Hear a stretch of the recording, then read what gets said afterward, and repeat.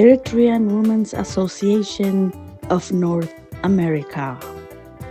ማሕበር ደቂ ኣንስትዮ ኤርትራውያን ኣብ ሰሜን أمريكا.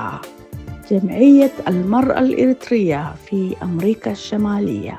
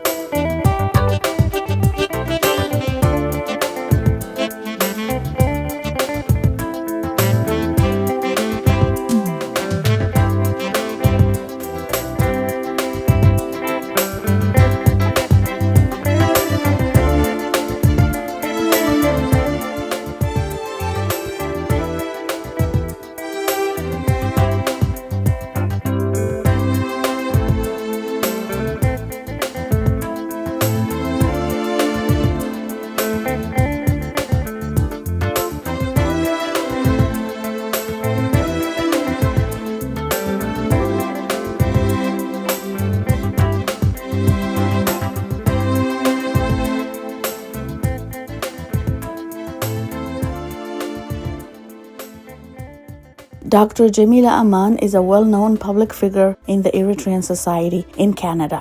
She is an Eritrean educator, author, and entrepreneur, and an activist in the fields of social justice and equity.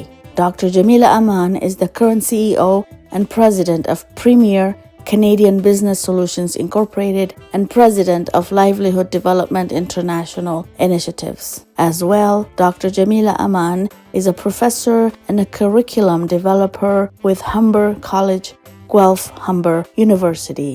Dr. Jemila Aman is the former executive director of the Canadian Black Chamber of Commerce and former executive director of Northwood Neighborhood Services.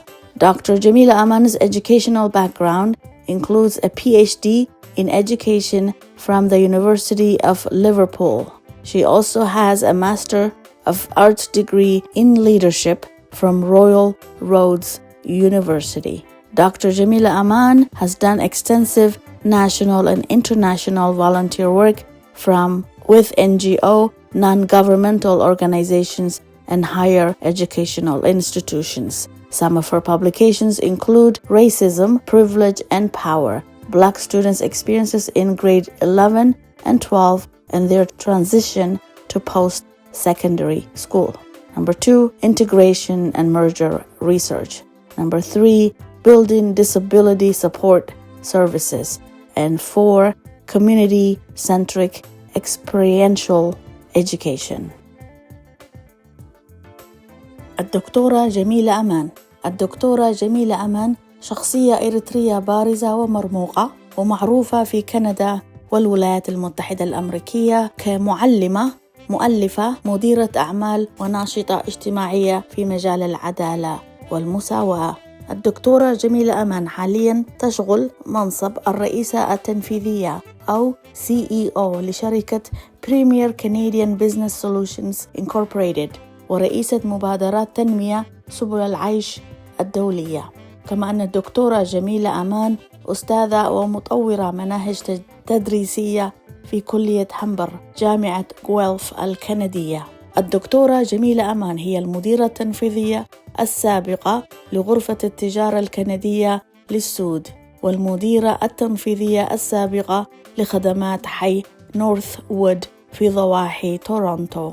تشمل الخلفية التعليمية للدكتورة جميلة أمان درجة الدكتوراه في التعليم من جامعة ليفربول وماجستير في القيادة من جامعة رويال رودز. تخصصت في الإدارة العامة والتنظيم والخدمات العامة، كما حصلت على دبلومة في استشارات التوطين وتدريس اللغة الإنجليزية كلغة ثانية. قامت الدكتورة جميلة أمان بأعمال تطوعية وطنية ودولية واسعة النطاق مع المنظمات غير الحكومية ومؤسسات التعليم العالي.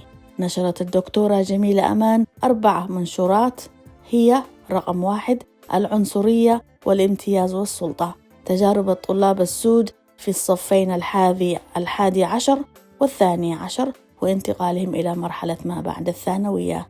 رقم 2 البحث في التكامل والاندماج. رقم 3 بناء خدمات دعم ذوي الإعاقة. ورابعا التعليم التجريبي المرتكز على المجتمع.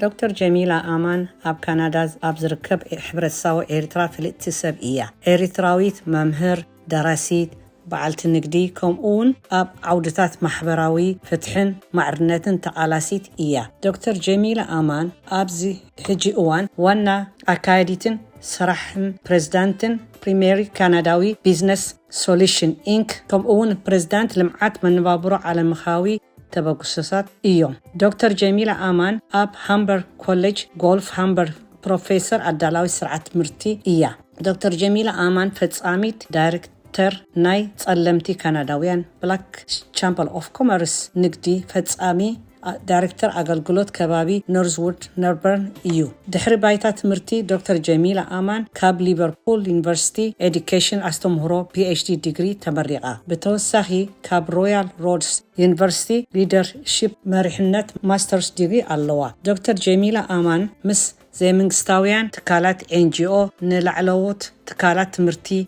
سفيح هجراون على مخاون ولنتاون سرح سريحة إياه. قال كابتي صحفات زحتمتو دما كم صعب يركب. قداماي عليتن فلوي مثلا سلطان تسلم تمهارو أب 11 أب 12 كفلي زنبورو تمكرون دحري خالعي سكندر سكول درجة مسقارو ممر وهدتن تمرتن سالساي أقلقلت دقف سنكلان هتسانات رابعي محبر سب مأكل زقابره تمكراوي تمرتي.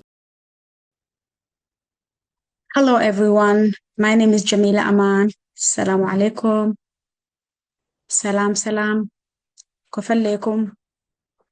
Thank you so much for inviting me to speak at the International Day of Elimination of Violence Against Women 2024. Well, here is an alarming statistics. According to the UN Women Report, the global estimates show that a woman was killed every 10 minutes in 2023. I can attest to that even here in our backyard in Canada. Just in the month of October, there were 2 women killed. One of them, she was brutally murdered in front of her children in Ottawa, Ontario. You can imagine the trauma these kids will live because their mother was killed in front of their eyes. My topic for today is subtopic, how can we support the victim? Well, there are many ways to support the victim, but here with the limited time, we can talk about there are 10 ways that the UN Women identify. Before that, I just want to bring to your attention that according to Nancy Russo 2006, gender-based violence, according to the United Nations, have been identified that gender-based violence against women as a global health and development issue. And a host of policies, public education, and action programs are aimed at reducing gender-based violence. And the world has taken a step and hopefully our community has taken a step to eliminate gender-based violence. Well, what I mentioned earlier, how can we support a woman is by simply to listen and to believe the survivor. Many times, it's not everybody, but in our community, when a woman is abused and when she speaks about abuse and leaving the abuser, the community puts pressure on the woman to be patient and to stay, with the abuser. So I think what we need to do is to listen and to support is one of the things we can do. The second one, according to the UN report, is to teach the next generation and learn from them. And I think public education is really important to address the issue of violence against women, especially in our community. It's a real taboo, and we need to change that. And thank you so much for taking the step to organize this speaking engagement. Well, the third is call for response and the services fit for the purpose. So what we need to do is, I think wherever you are, there is a women's helpline, there is the police, there are many support systems to support the survivor. The abuse does not, or the violence doesn't start the day the woman is killed. It starts way before. And women are, told to be patient, to stay in abusive relationships. So we need to end when we realize that there is extreme violence. That doesn't mean we're not telling, families to break down. We need to differentiate between what constitutes abuse and what constitutes a healthy relationship. And I will talk about that in a minute. The third way is we need to understand consent. I don't believe that boys will always be boys. I think this is an excuse, for violence to continue in our community. And I think I do not like the notion of this statement that boys will always be boys. Consent. The man has to consent the woman for whatever reason. And also, when we want to have a discussion on abuse, we need to have the consent of the victim. If we don't have consent, then we cannot take any action. Here is, we need to learn the science of abuse and how we can help. There are many forms of abuse, and all of them can have serious physical and emotional effects. If you are concerned about a friend who may be experiencing violence or feels unsafe around someone, view these signs and learn about the ways to help them and find safe way to support the victim. Well, here is the sixth, recommendation from the UN Women is to start a conversation.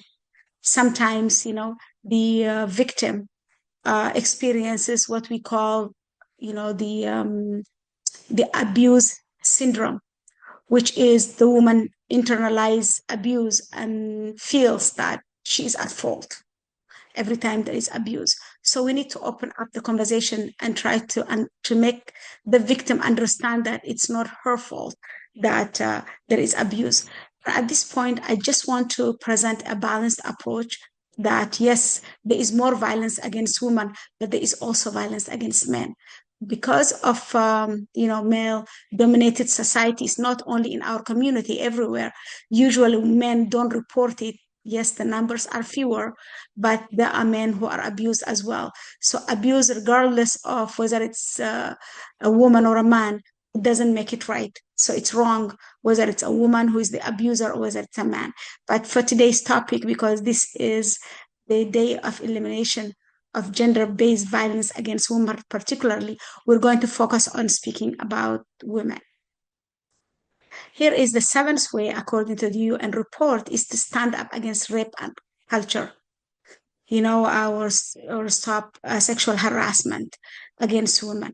A lot of times, especially back in the days, when a woman is raped, and if you recall, and if you're as old as I am, the victim is forced to marry a rapist.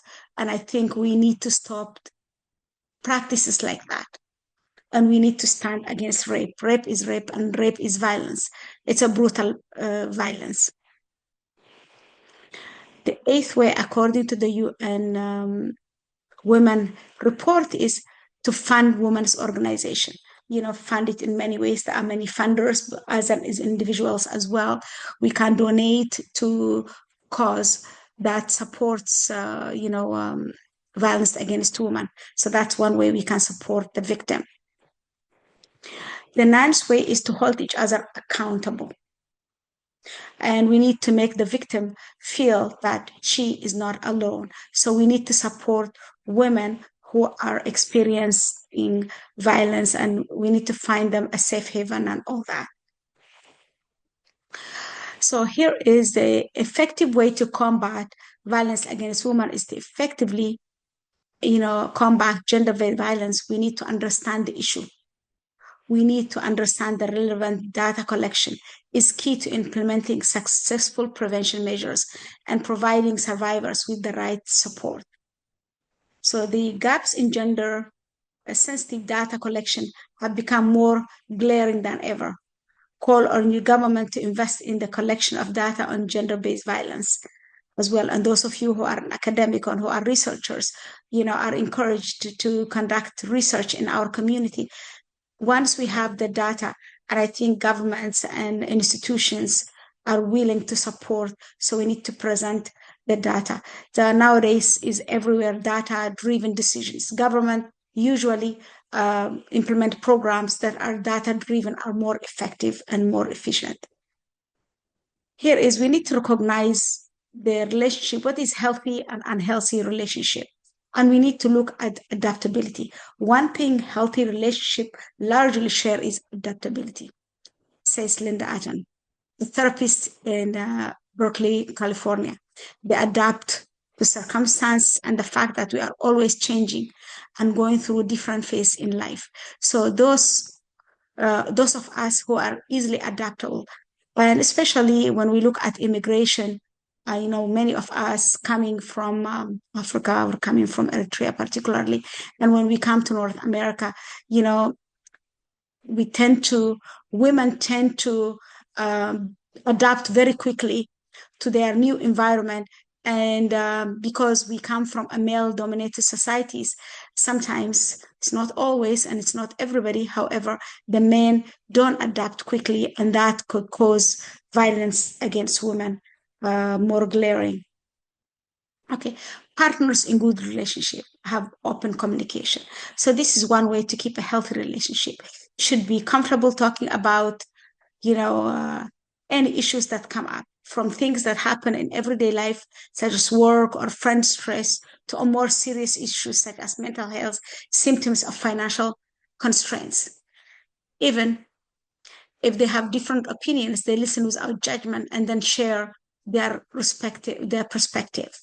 So communication goes both ways. It's important to also feels that their voices and their concern is heard.